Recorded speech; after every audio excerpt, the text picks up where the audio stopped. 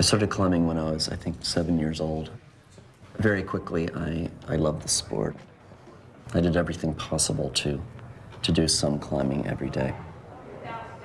Okay. That's good. I sometimes think if the accident never occurred, what would have happened to my life? Where would I have gone?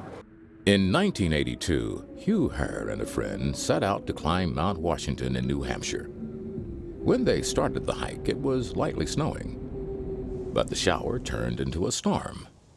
The boys got disoriented and wandered through the storm for 3 days and nights.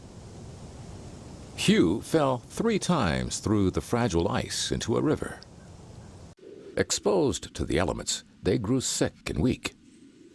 Suffering from frostbite, they started to lose sensation in their limbs. Hugh was near death.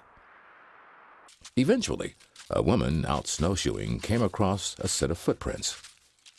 Within hours, Jeff and Hugh were rescued and taken to safety. Doctors tried to salvage what they could of Hugh's legs, but in the end, he lost both his legs below the knee to gangrene. It took many intricate surgeries before he could even walk again, but Hugh still wanted to climb. It occurred to me that the legs that were given to me were designed for the horizontal world, for walking. And what I needed to do is to redesign the legs for the vertical world. So I set out on this mission. I decided that I didn't need a heel for climbing, so I cut off the heel. I decided that the optimal climbing foot should be very short, should be like a baby's foot in length. Hugh constructed a number of prosthetic legs.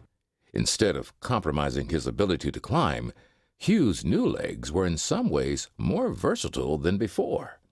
I began actually ascending rock faces that I could not have ascended before the accident with biological legs.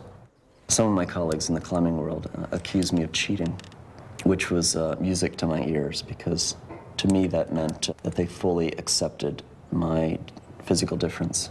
Hugh discovered a new passion. He earned his PhD in biophysics and now designs advanced prosthetics at the Massachusetts Institute of Technology. He's now working on getting muscle tissue to survive outside the body, perhaps to power an artificial limb. He's developing ways to allow the brain to manipulate a prosthesis. He's even looking to the animal world for design ideas. The problem of developing an artificial leg is very difficult. So we came up with the idea of, well, let's look to nature. One could use the muscle activity at the hip to control the energetics of the ankle. And this is the example of the camel. A camel's leg is thin, with the bulk of its muscle on its hip, much like an amputee. So instead of putting a motor at the ankle, the idea in my head is to build an above-knee prosthesis where the energetics of the hip muscles can be harnessed to power the ankle. That can be done by a series of springs that not only span a single joint, but span multiple joints, the knee and the ankle. Hugh's camel leg takes its first steps across a computer screen. The implications of Hugh's ideas are astounding. If his ideas are implemented successfully, they could represent a revolution in the field of prosthetics.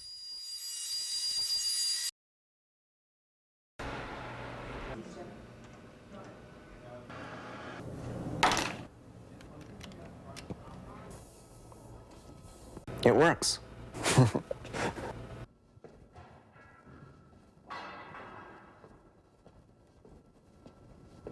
We're at the brink of a new age.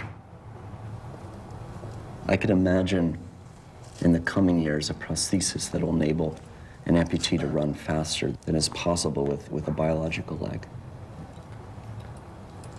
I could imagine that people with biological legs will choose to get their legs amputated so they can achieve the same performance advantage. I can imagine that.